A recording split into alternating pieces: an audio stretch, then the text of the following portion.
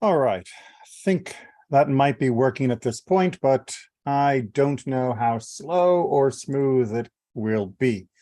I apologize. My internet connection has decided to cause a great many headaches this morning. I had hoped it was sorted by now, but it is still iffy, and that's being generous.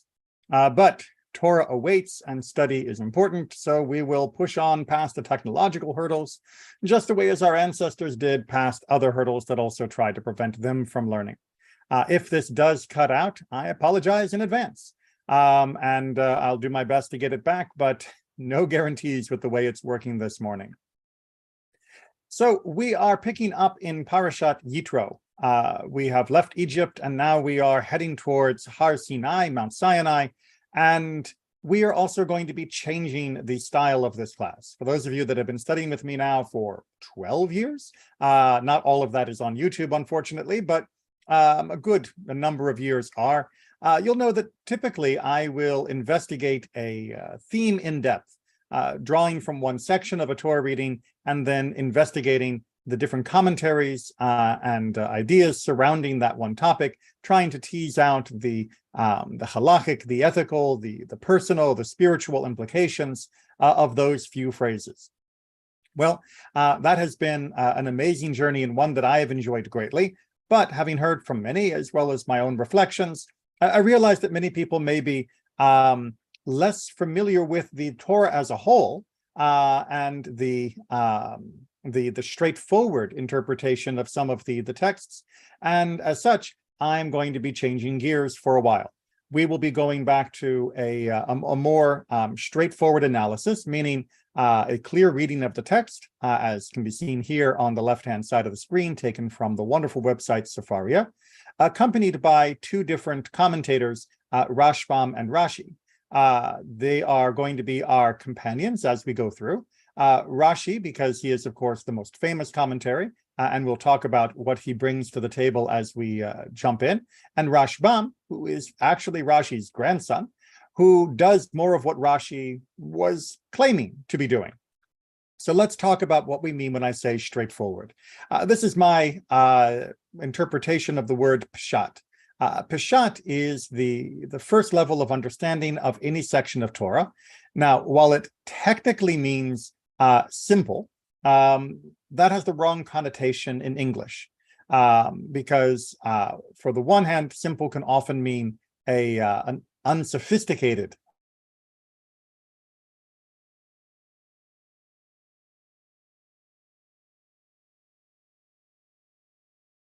Two, because it competes alongside, especially non-Jewish fundamentalist circles, with a understanding of literal. I have talked at length, unfortunately necessarily, about the problems of talking about the Torah as a literally, as this is a complete nonsense word when used in that sense. And when we talk about Peshat, we are not talking about the literal interpretation as thrown around by fundamentalists, which usually just means whatever thought occurred to them or whatever is appropriate for their particular agenda. A Peshat understanding means trying to understand the Torah in its own sense, in its own space, in its own context, without delving too much into the additional midrashic or additional spreading of interpretation. This does not mean that it is better. It does not mean it is more original. It does not mean it is more correct. But it does mean that it is a necessary component, because if one becomes unable to understand the Torah in its own context, within the situation of the verse, the paragraph, the chapter, then any other interpretations are likely to become unmoored from the Torah itself. We are not at liberty to simply say, well, I think this is talking about, and then make up some crazy theory. The Peshat helps prevent that. It anchors us in the Torah text itself. Now, why am I bringing two commentaries? Well, because Rashi is famously claiming to be doing Peshat, that is to say, famously claiming to be giving an analysis of the Torah within its own context as understood in this place, not necessarily within the broader scheme of rabbinic literature, but just to help you get through verse by verse, chapter by chapter, the text. However, he also, as a champion of our traditional interpretation, brings in many other interpretations which are not really technically within the category of Peshat. And we'll see a few examples of that as we get going today. He brings in many examples that are fully within Midrash, and I don't mean the straightforward Midrashim that help us understand some of the halakhic or interpretive implications of a text, but the more investigatory, the more supernatural, the more spiritual, that are clearly using the text as a springboard to fling us into higher realms. As such, we will have to sift between what is Peshat, what is not Peshat, and why he brings what he brings. And remember, of course, that Rashi is always bringing, that's too strong a word, Rashi is almost always bringing, about 80 to 85% of the time, from other earlier rabbinic texts of other rabbinic interpretations that predate him, in some cases, by almost 1,000 years. However, he brings a little bit of his own commentary from time to time. And that is partly what makes him such a classic commentator, is that he has very little of himself in the text, except for his choices as to what he chooses from among the many different interpretations in rabbinic literature. He will often pick one or sometimes two on a given verse for his own reasons. But in order to try and make sure that we are also getting the Peshat, I am bringing the classic commentary Rashbam, like I said, the grandson of Rashi, who actually tries to keep closer to the idea of Peshat than his grandfather did. He is not often citing additional sources. He is usually bringing an interpretation that seems to fit a more straightforward understanding within the text. For both Rashi and Rashbam, as well as any other commentator, there are a couple of mechanical things that we need to understand, a couple of different points that will help us to unpack what they are doing. The first are the simple navigational skills. Now, here you can see that I've already set it up on chapter 18, verse 1 of the book of Yitro, or sorry, the parashat of Yitro from the book of Shemot. In Sefaria in general, which, as I've always recommended, is a great website, if you click on a verse, it will bring up a list of, let's put it here, of resources. And to get what I just had there, you just go to commentary. And as you can see on this very first verse alone, there are 152 different comments to be made. If you click on that, it will then show you the different names of the different commentators.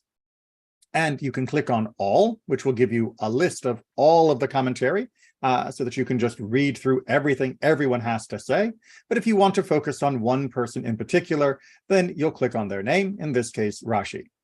Now, I've already done the same for Rashbam, which allows me to then switch back and forth between the two of them quite easily when we go verse by verse. And when we go to the next verse, you can see the commentary will adjust to represent the commentary from each of them on the next verse. Now, to understand what they are saying, however, we also have to look at our introductory phrases. There is a technical term for this in Hebrew called a dibur hamatchil, but that phrase, when translated, just means the word at the beginning. Okay, it's another example of how a literal translation is not always as exciting. What it basically means is, which portion of the text is this commentary aimed at? Is this comment aimed at? So we can see here that we have this, let's go back to our first verse. Vayishma Yitro, and Jethro heard. And in this particular typing of the commentary, it will always have the Hebrew at the front of whichever section of the verse this comment is pertaining to, followed by the English of that same section, and Jethro heard. And then we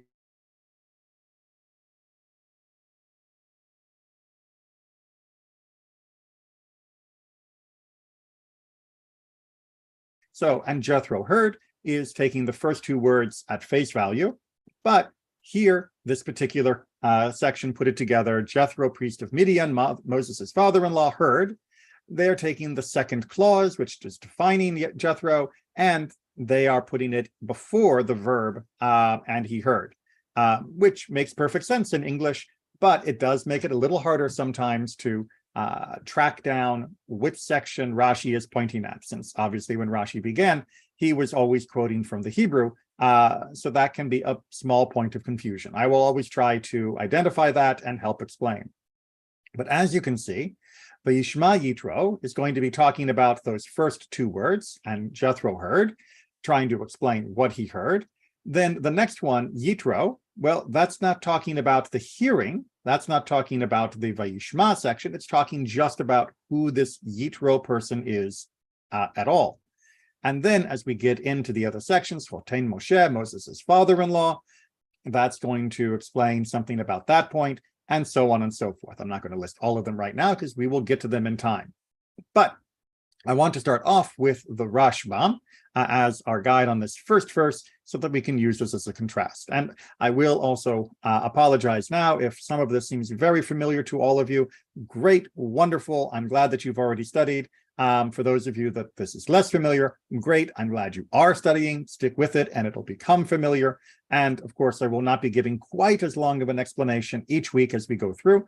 And as this is the first time we've done this, I doubt we'll get through quite as much of the text as otherwise we will in future weeks. I certainly know we will not get through the entire Torah portion today with our commentaries. That would be unreasonable, but we'll see how far we can get. So, especially with the delay that the internet brought me. So our standard practice is going to be going forward. We will read the verse. We will then read one of the commentaries to start, talk a little bit about that, and then we will look at what the parallel commentary has to say, if anything. Jethro, priest of Midian, Moses' father-in-law, heard all that God had done for Moses and for Israel, God's people, how Adonai had brought Israel out of Egypt. Now, you might be thinking, what's there to say about all of this?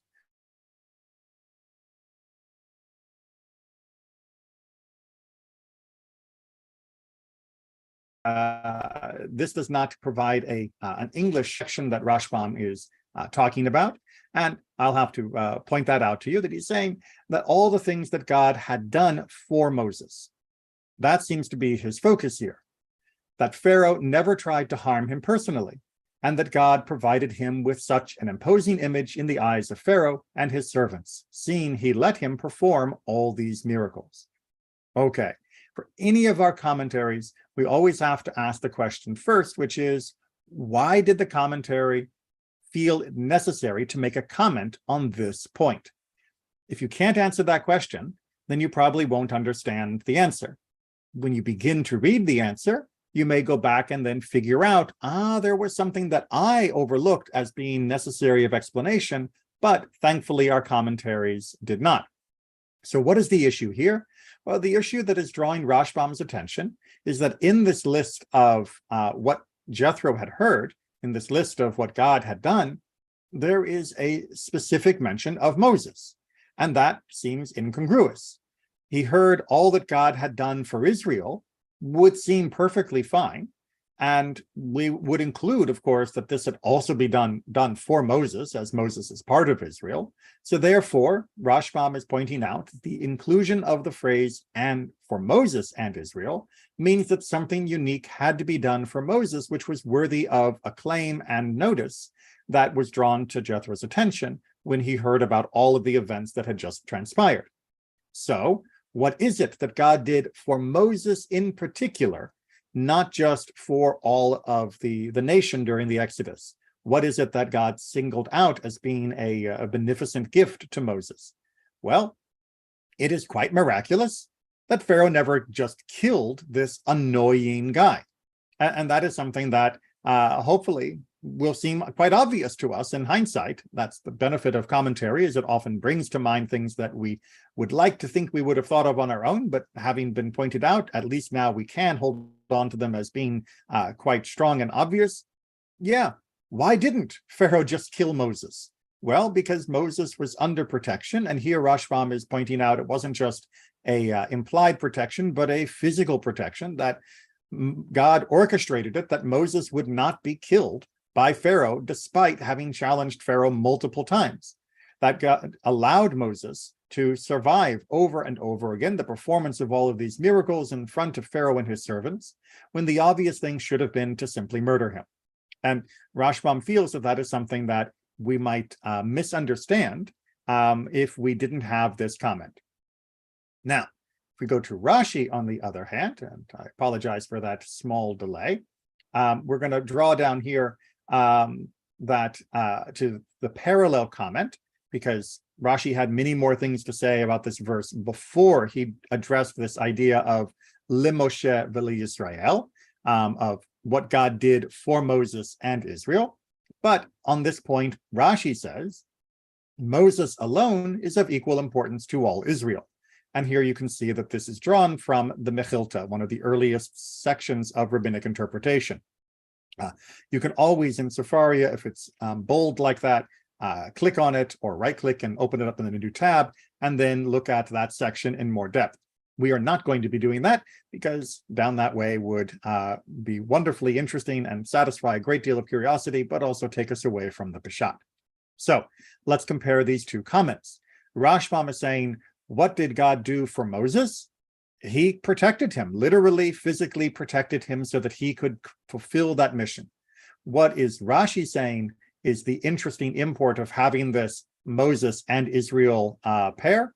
It is that Moses is of equal importance to all of Israel, that we should recognize that this is an honorific by signaling out Moses and setting him next to Israel in this phrase. God is signaling that Moses is indeed of equal importance to all Israel. You may doubt that, and that's perfectly fine. But we do know that later on, when the Israelites mess up, God is want to offer to Moses to wipe out the Israelites and start over again just with Moses, which is something, of course, Moses does not want to have happen. So it's not entirely an outlandish honorific. Okay, let's go back, though, and see, because Rashi had more things to say about the rest of this verse. And I will explain that not every verse gets this much attention, and some verses don't get the attention you may want them to. That is why there are 130 some comments on this one verse, because many different commentaries will have different things to say about different elements. And it's also why we don't normally go through all of them. Okay, so let's take this verse apart according to Rashi. And Yitro heard, right? Taking our first two lines. What was the particular report which he heard so that he came? The division of the Red Sea, or Yam Suf more accurately, and the war with Amalek, the two major events that had just happened. So Rashi is trying to answer the question, what did he hear? Thankfully, in this particular comment, Rashi actually tells us the question that is leading to his comment. We're not always that lucky. But here it's quite obvious that Rashi is spelling it out for us. When you start off a chapter with, and Yitro heard, but you don't say what he heard exactly, because we're going to see that he divides this verse up a little differently, then we need to fill in that blank. And that blank would be, well, what are the most obvious things that have just happened? Well, the parting of the sea, obviously, as something that is monumental, as well as the war with Amalek, when Israel was able to survive the battle that, well, a normal military strategy would have said they should lose. And thus, he shows up. Rashi then goes on to give us more information about this person, Yitro. Yitro, now just dealing with the person himself, not the hearing. He was called by 7 names: Reuel, Yeter, Yitro, Hovab, Hever, Keni, Putiel. So he is drawing our attention to the idea that Yitro actually has multiple names. How do we know this? Well, he is called by multiple names throughout the Tanakh. He was called Yeter, or Yiter, from Yiter, to add, because he added, that is to say, through him there was added a section to the Torah. Which section? Well, the section that we are talking about right here. And indeed, this is why this explanation of his name is given a primary position, because we are in the section that bears his name. We are in the section that is attributed to him, meaning that his interaction with Moses and discussion of how to have judges is what inspired this. This is why Rashi didn't bring the discussion of Yitro's name in an earlier section when we were first introduced to the man, when Moses was a refugee out of Egypt. He is bringing it here because this is where it is most relevant, because of the Torah portion bearing his name. And that is a fine example of how Rashi will often choose when to bring a piece of information that he feels is more insightful, helpful, important in a given location, even if it could have been given somewhere else. And that is, of course, the law of limited time. He can only say things, once without becoming repetitive. And if he's going to say it, he wants to say it at the right place where it has the biggest impact. But he goes on to add additional things. Jethro, so-called because when he became a proselyte, meaning when he converted to Judaism and fulfilled the divine precepts, the mitzvot, one more letter was added to his name. Hovav, because he loved, Chivev, the Torah. Hovav is certainly identical with Yitro, in case you're wondering if that is a different person, which we hear about in other sections. As it is said, and the sons of Hovav, the father-in-law of Moses. Well, father-in-law of Moses, father-in-law Yitro, therefore it is correct to say that Hovav is one of his names. But as to Reuel, there are some who say that that is not, that he is not identical with Jethro, but that he was Hovav, Jethro's father, meaning Moses's grandfather-in-law, as may be seen from Numbers 10:29, where we see about this other Reuel character. Then what, according to this view, would be the meaning of, and they came to Reuel, their father, from which it would appear that Reuel and Jethro are the same. This is the incident when Moses has helped the daughters of Jethro at the well. It means their grandfather. For children, call their grandfather father. This is to be found again in Sifrei, another midrashic collection. So, how do we understand this character of Yitro, of Reuel, of Hovav, of all of these additional names? Well, these are multiple titles and names that were given to this one person, or perhaps to also his father, meaning Moses' grandfather-in-law. And that way we can keep track of who we are dealing with. Now, you'll notice that Rashi is introducing a little ambiguity because he is conveying an ambiguity. That yes, there is a debate and discussion of whether Reuel and Yitro are exactly the same person, or whether Reuel is Yitro's father. It's okay that our commentaries disagree about that. Get used to that. It's something that we've seen in multiple texts before, but usually we've often had different commentaries in clashing with each other. Here we are going to see some of the texts that Rashi brings in particular will disagree with the other texts that he himself brings. And that is fine. Judaism has always been comfortable with a certain degree of ambiguity in interpretation, and recognize that the text is not always clear to our eyes, and that sometimes we just have to say, we're not sure.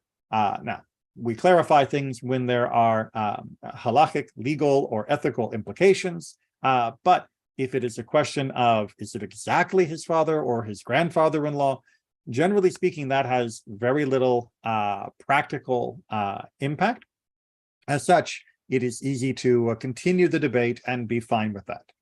Let's carry on with Rashi a little bit more. So Moses' father-in-law, the first next section that we get to in our text. Here, Jethro prided himself on his relationship to Moses. I, the father-in-law of the king. Previously, however, Moses had made whatever greatness he had hinge upon his relationship to his father-in-law, the chieftain of Midian, as it is said, and he returned to Jethro, his father-in-law. So we are seeing here in Rashi that the title, the father-in-law of Moses, or my father-in-law Jethro, that both Moses and Yitro are paying each other honor. This is a sign of a good and strong relationship between the two of them, that they appreciate being called by that title, that they are honored in that they are related now to each other. We already did to Moses and to Israel. And now we get to the second half of the list of things that have been done.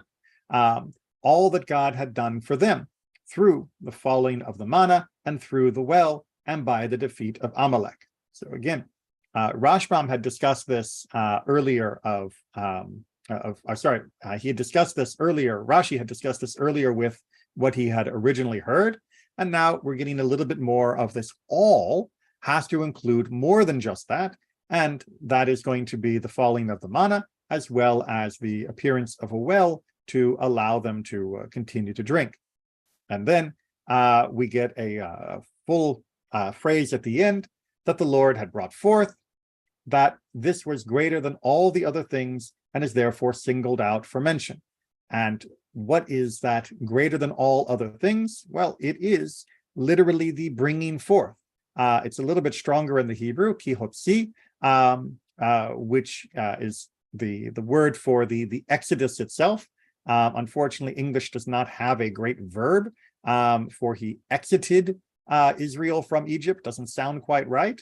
But this is the praise of the Exodus itself. And you can see by the way that Rashi has constructed his comment that we've had a crossing of the sea, we've had a war with Amalek, we've had the feeding of man, we've had the appearance of a well.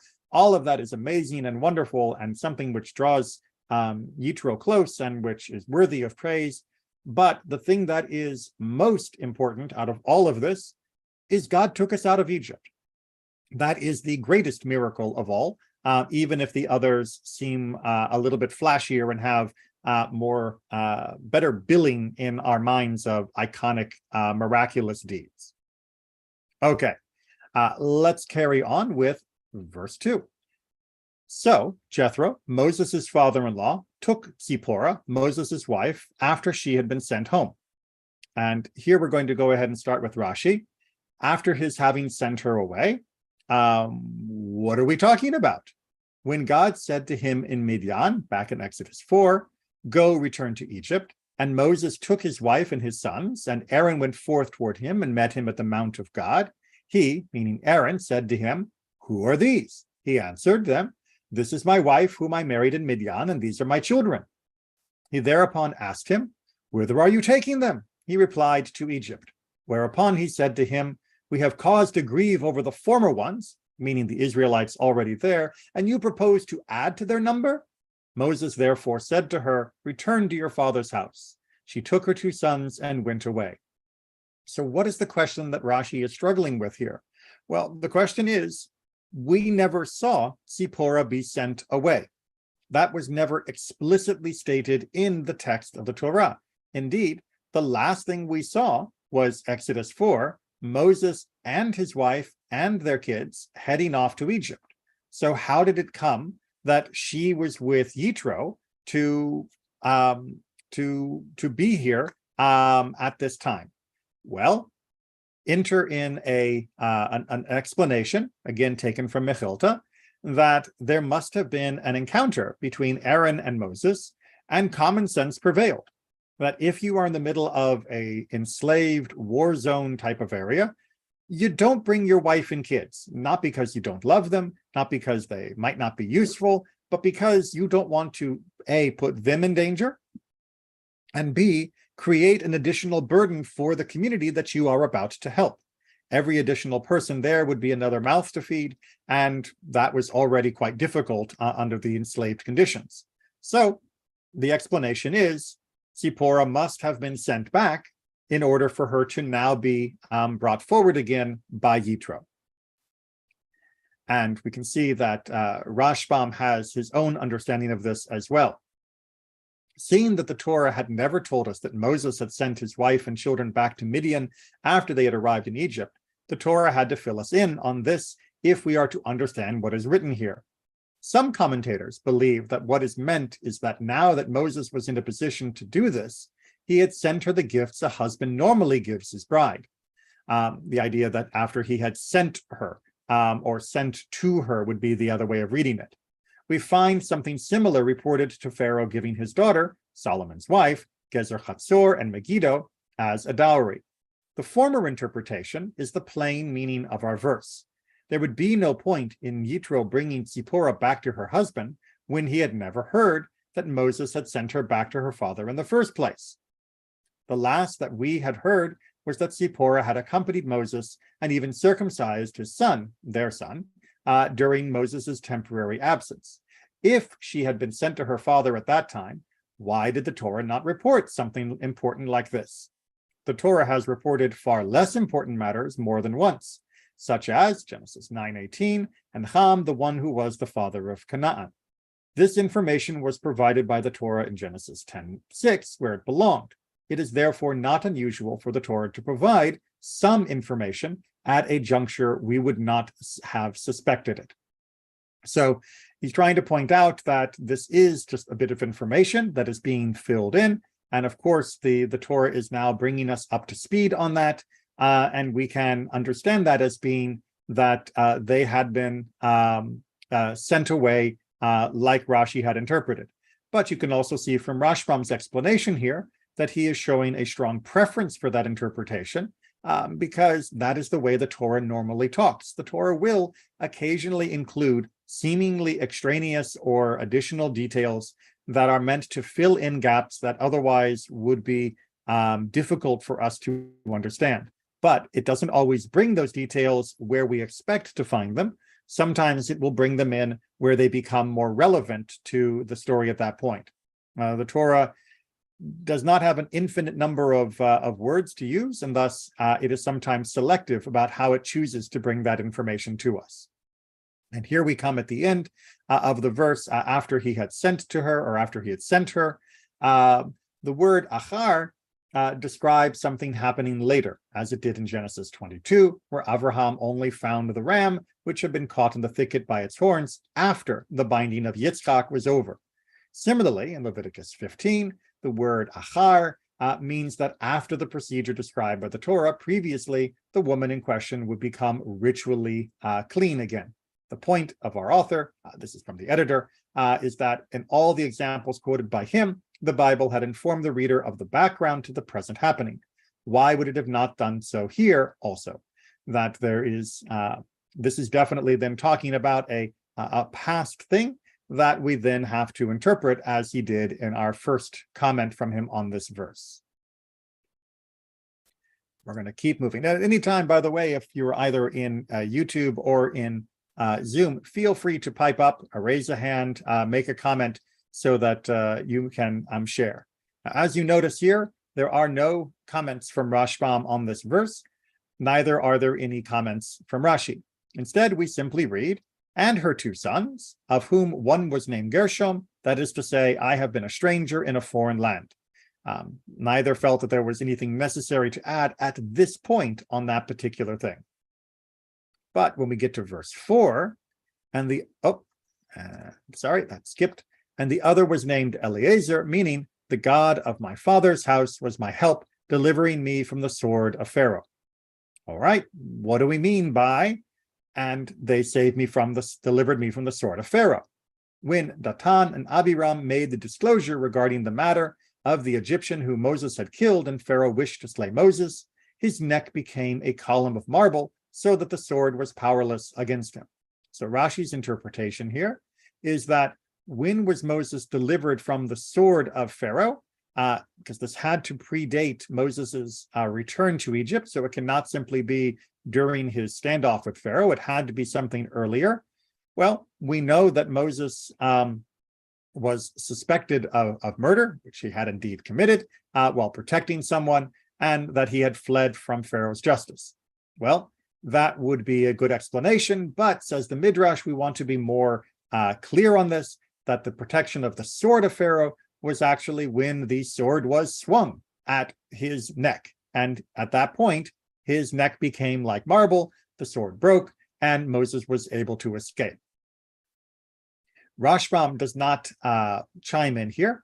That is because Rashbam does not feel there needs an additional explanation, that the pashat of this verse, the straightforward understanding, is more straightforward than what Rashi is saying, that we don't need to recall the transforming of a neck into marble in order to understand this verse.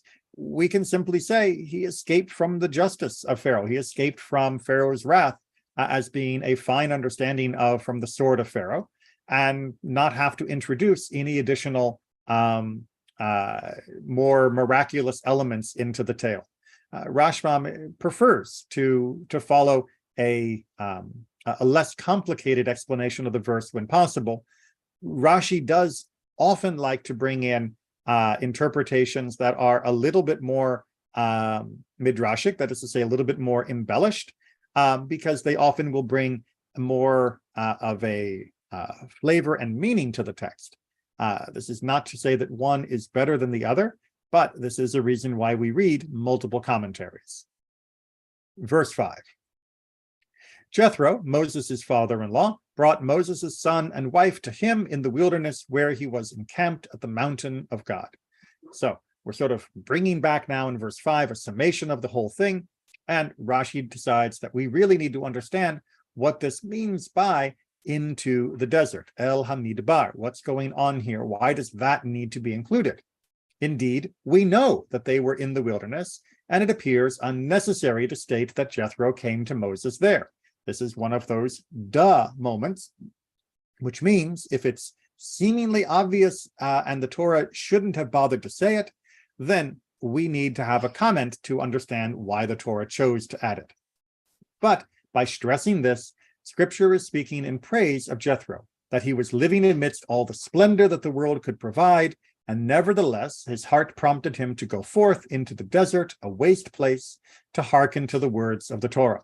So to understand why it was included, we have to understand that in Midian, he was a Kohen, he was a priest, and he would have been living in a wonderful, comfortable lifestyle. To go into the Midbar, this wilderness place, this wasteland, this uninhabited place that you couldn't live for very long without manna and miraculous water, that shows Yitro's dedication, which means this is to Yitro's praise. By making sure we understand he went to the desert, we get a stronger understanding of what kind of person he was. Rashbam does not feel that anything needs to be said additionally to this, and so we move on. He, meaning Yitro, sent word to Moses, I, your father-in-law Yitro, am coming, coming to you with your wife and her 2 sons. What does Rashbam think this is important for? And Yitro said, Yitro's messenger said to him, I, your father-in-law, etc. That is to say, unless Yitro had sent a messenger ahead, why would he have to introduce himself? Meaning that to understand verse 6, we have to insert in our mind that this was the message that Yitro sent to Moses, because otherwise you wouldn't say, I am coming, if you had already arrived. And if you are this person's father-in-law, you wouldn't have to say, I am your father-in-law, because, well, he can tell. But a messenger would need to make all of those claims, and it is being done in typical fashion for the ancient world, especially where a messenger is speaking in first person on behalf of the person that has appointed them. So the messenger shows up and says, behold, I have a message. I am coming to you, Moses. I, your father-in-law, Yitro, blah, blah, blah, blah, blah. That is just a way of conveying it. It may seem strange to us. Indeed, it was not usual even in medieval Europe when Rashbam was living, and thus it was necessary of a little explanation. Rashi adds in a very similar interpretation, that this was through a messenger, but he also adds in a little bit more that is perhaps a bit less pashat. If you will not come out for my own sake, come out for the sake of your wife, and if you will not come out for your wife's sake, come out for the sake of your 2 sons. Rashi wants to understand why he had to list all of these other people that were coming. Why not just say, hey, Moses, I'm coming, if you wanted to give him that, that sort of message? Well, because these additional lists are there to say, just in case, perhaps you are now feeling too grand as being the amazing leader of these people that have been delivered by God in an earth-changing way, you were not going to come out and meet me. Instead, you would stay and expect me to come to you. And indeed, this is partly going to explain the beginning of verse 7, where Moses indeed goes out to meet. That we need to understand that that was unusual. Somebody of Moses's stature, at least at this point in history, would have expected others to come to him rather than for him to go out. And Yitro, in Rashi's interpretation, is saying, you should come out, even though you have attained this wonderful status. And if you're not going to do it for me, your father-in-law, then you should do it for your wife. And if you're not going to do it for your wife, you should do it for your kids. That there needs to be a reminder that you have these familiar relationships, that you still have a human's duty to be respectful to other people, and especially to your family. There may also be a small implied criticism here of I'm having to bring them to you. You did not necessarily have them come to you on your own. And that may also be a little bit of a hint there. And let's move on to number 7, where we see this reunion now. Moses went out to meet his father-in-law. He bowed low and kissed him. Each asked after the other's welfare, and they went into the tent. So we have this reunion. Rashbam feels it's fairly straightforward by itself. Rashi feels there are a couple of things that need to be said. And Moses went out. Great honor indeed. Like I mentioned from verse 6, Rashi had been preparing us for this. Great honor indeed did Jethro receive at that moment. For as soon as Moses went out to Jethro, Aaron, Nadab, and Abihu went out. And who was it that saw these go out and would not himself go out? Meaning that Moses has set a precedent, that by him going out to meet Jethro, it meant those who were under him had to also go out, because how could you not go out to greet the man that you honor has chosen to honor? If Moses is willing to go out and honor this man, and we honor Moses, then we have to honor the man that he honors as well. It has a cascading effect, if you will. And of course, this is not just trying to discuss the particulars of Moses at that moment. It is also trying to remind all of us that when we see somebody who we honor and we respect, paying respect to someone else, that should also encourage us to treat that person with respect and honor as well. Indeed, if we all did this, we would all be much more respected and honored among each other. And then we get to what may have struck you as being an unusual point. And he prostrated himself and kissed him. The translation here for Yishtachu is he bowed low, but prostrate is really the better translation. It is a full down on the ground way of bowing. From the wording of this statement, I do not know who prostrated himself to who. Pronouns are tricky. Moses went out to meet his father-in-law. He bowed low and kissed him. Well, who is doing the bowing? Who is doing the kissing?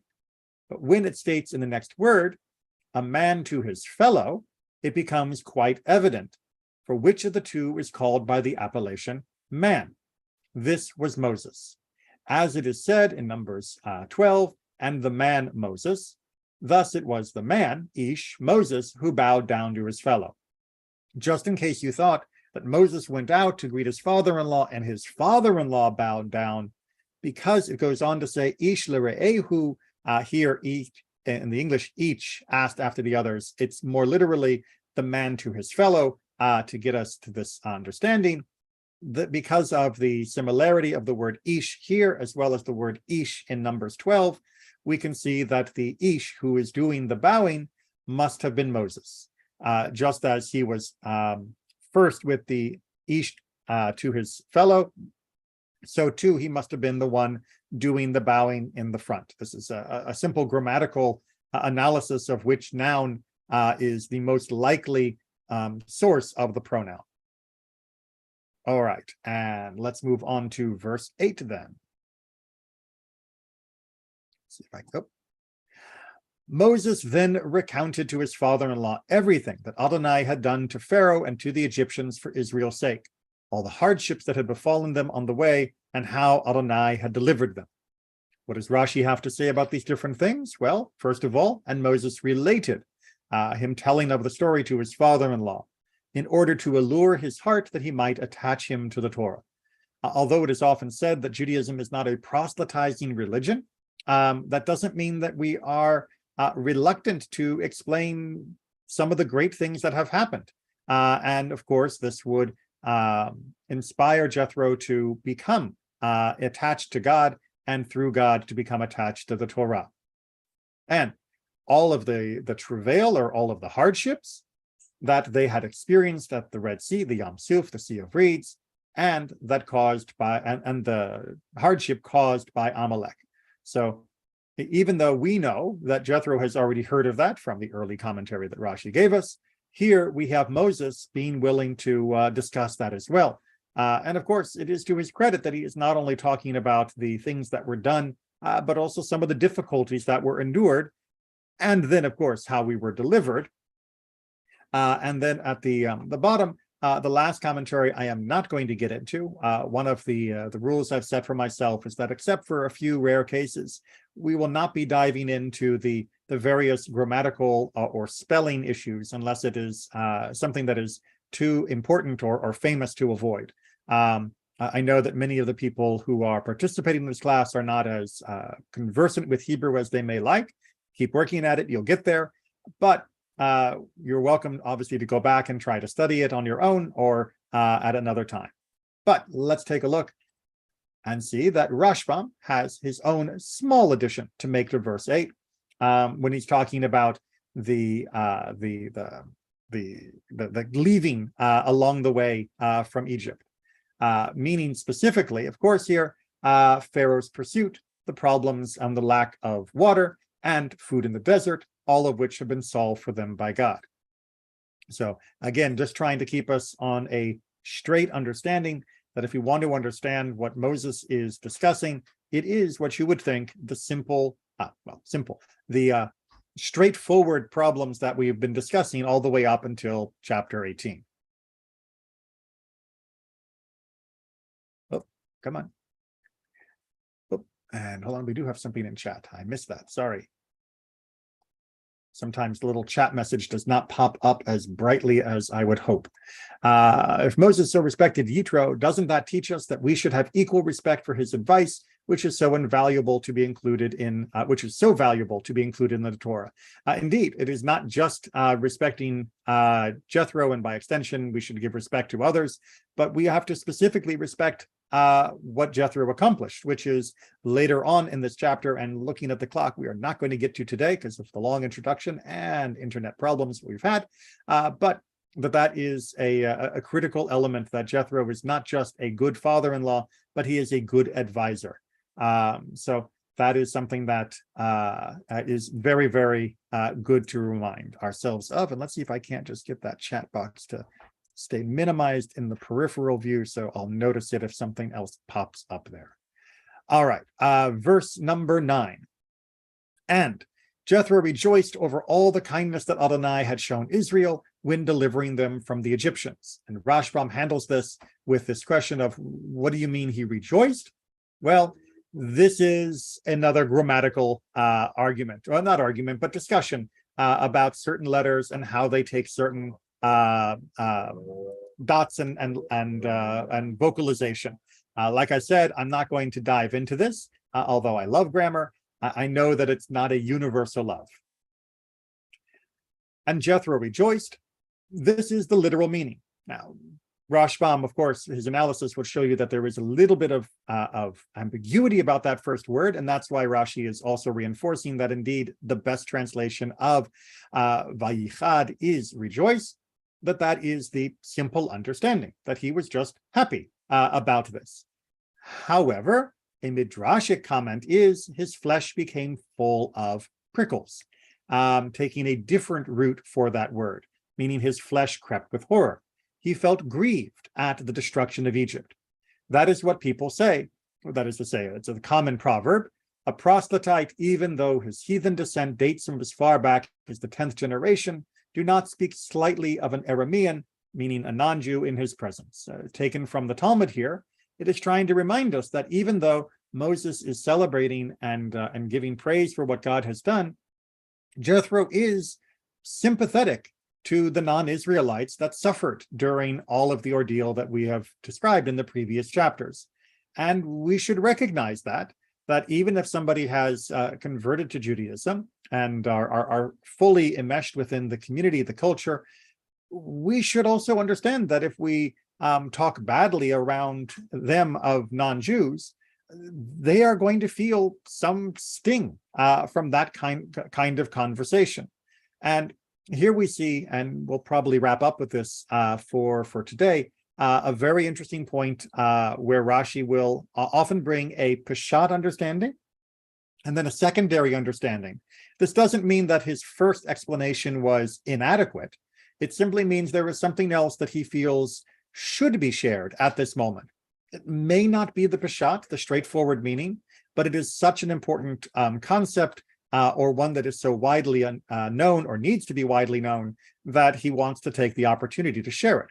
And here he is taking the ambiguity over our first word to both give a simple explanation, understanding, but to also give this more emotional and community-based understanding, which is incredibly important in his day, and even more so in our own, when more and more people choose to attach themselves to Judaism.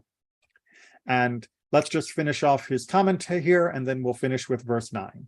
For all the goodness, that is to say, for the goodness in giving the manna and the well and the Torah. And he rejoiced above all these, that he had delivered them out of the hand of Egypt. Until now, no slave had ever been able to escape from Egypt because the land was close shut in on all sides. But these had gone forth 600,000 in numbers. So again, we see that Jethro is celebrating for the kindness, but why does it have to mention delivering them from the Egyptians? Why not just leave it as that God had given kindness to them? Because we need to have this idea that it was the deliverance itself, the Exodus itself, that was the greatest kindness, the greatest miracle, and one which everyone would rejoice in, because that idea that you can escape even from Egypt if you are a slave was an idea that would be universally held to as a symbol of hope. Now, there's one little thing, and we're not going to get to it, unfortunately, today, but I do want to draw your attention to, and please continue through Rashi and Rashbam for more understanding of this. But you may have noticed that it says that he was coming to celebrate the goodness of the manna, the well, and the Torah. You may have also recognized, if you've read through the Torah before, that in Exodus 18, we have not been given the Torah. That was to say, we have not had the theophany, the moment of Shavuot, that standing at Mount Sinai when God reveals the Torah to us. Well, there is indeed a great deal of debate and argument, but the wide consensus is that chapter 18 comes after chapter 20. That is to say, chapter 18 in the timeline actually occurs after the giving of the Torah. Not that it's impossible that it didn't happen before the giving of the Torah. It could be exactly chronologically as it is situated, but the Torah does often put things out of order in order to either smooth out the narrative or to make another point clearer. In this particular case, the argument is made that by putting this discussion of especially Yitro's reformation of the court here, it allows the actual giving of the Torah, meaning the 10 Commandments, followed by the Mishpatim, by the whole parasha of other laws. It allows that to remain one cohesive unit that allows for that flow of commandedness to sit together in the Torah. If we were to have had the 10 Commandments and then break for a discussion of the courts and then go back to additional legislation, it would have been less smooth. That, like I said, is argued and debated. Keep reading to get more information about that. But here we can see in Rashi's comment a hint of that discussion. And of course, you can tell Rashi believes that what's happening here in 18 happened after the giving of the Torah rather than before. That is where we are going to wrap up for today. I apologize again for the difficult internet connection to begin. And like I said, we will surely get further along. This happens to be a rather eventful section of the Torah when we study next week as well. If you have additional comments or questions, you're always welcome to contact me during the lesson, but also afterwards.